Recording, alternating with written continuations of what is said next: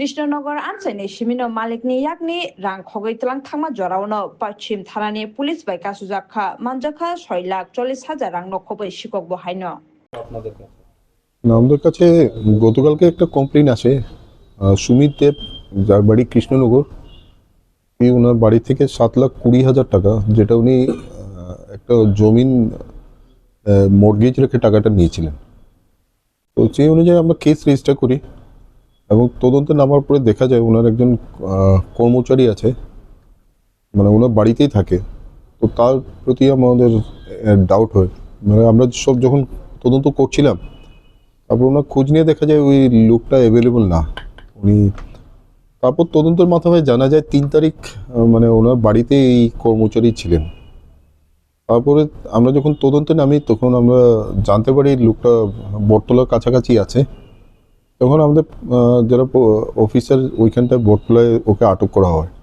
তো আটক করার পর ওনার ব্যাগ থেকে 6,80,000 টাকা আমরা রিকভার করি এবং একটা ঘড়ি যে সুমিত দেবের একটা কস্টলি ওয়াচ ছিল সেটাও পাওয়া যায় ওনার ব্যাগ থেকে।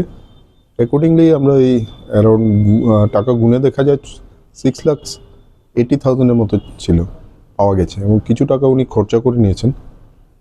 তারপরে এবং যখন ওনাকে জিজ্ঞাসাবাদ করা হয় উনি স্বীকারও পান যে টাকাটা উনি নিয়েছেন এবং অ্যাকর্ডিংলি ওনাকে অ্যারেস্ট করা হয়েছে।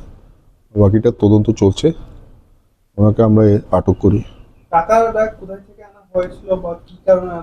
টাকাটা ওই যে ভদ্রলোক সুমিত দেব উনি ব্যবসায়ী, এই যে কন্ট্রাক্টর, উনি কোনো একটা কারণে ওনার একটা জমিন ছিল যেটা উনি মর্গেজ রেখে এই টাকাটা নিয়েছিলেন। তাহলে তো সেটা বৈধতা থেকে সেটা তো আলাদা ব্যাপার, বৈধতা এটা দিস সিভিল ম্যাটার। আমরা টাকাটা রিকভারি করেছি, ওনার দেওয়া কমপ্লেনের ভিত্তিতে কেস রেজিস্টার করে আমরা যখন তদন্তে নামি তখন অপরাধীকে চিহ্নিত করে তার কাছ থেকে 7,20,000 মধ্যে 6,80,000 টাকা আমরা রিকভার করি। যার কাছ থেকে উদ্ধার করেছিলেন ওর নাম কি? অমল অধিকারী। বাড়ি? অমল অধিকারী বাড়িটা হলো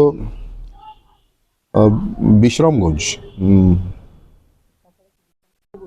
না আমরা বটতলা থেকে উদ্ধার করেছি। উনি ওনার তদন্তে নেমে ওনার লোকেশনটা আমরা পাই বটতলার কাছাকাছি, তো সঙ্গে সঙ্গে আমরা ওনাকে ইন্টারসেপ্ট ওইখানেই করি। ওনার আগে কর্মচারী ছিলেন, ওনার মানে কর্মচারী ছিলেন, মধ্যে উনি চলে গেছিলেন, কিন্তু ওই 3 তারিখে উনি ওনার বাড়িতে এসেছিলেন এবং থেকেছিলেনও। তারপর থেকে হঠাৎ করে ওনাকে ওনার বাড়ি থেকে আবার চলে গেছেন। এটা বিকেল হবে, সন্ধ্যা 7টা 7:30 গতকালকেই।